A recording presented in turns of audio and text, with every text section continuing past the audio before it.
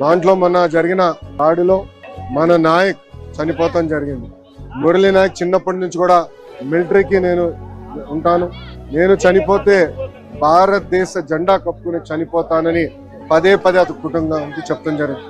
కుటుంబానికి ఏకైక బిడ్డ మురళీ నాయక్. ఇంత చిన్న వయసులో మురళీ నాయక్ చనిపోతాం నిజంగానే చాలా చాలా బాధాకరం.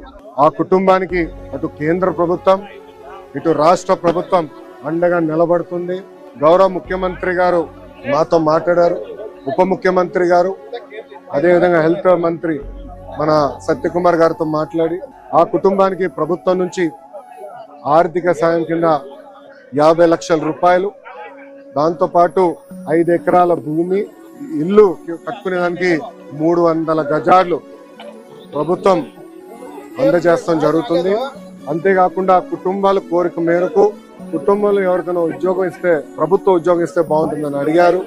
తండ్రికి ప్రభుత్వ ఉద్యోగం ఇవ్వాలనేది కూటమి ప్రభుత్వం నిర్ణయించడం జరిగింది. అంత్యక్రియలు సొంత భూమిలో జరుగుతుంది కనుక మెమోరియల్ కూడా కట్టాలని నిర్ణయించాం.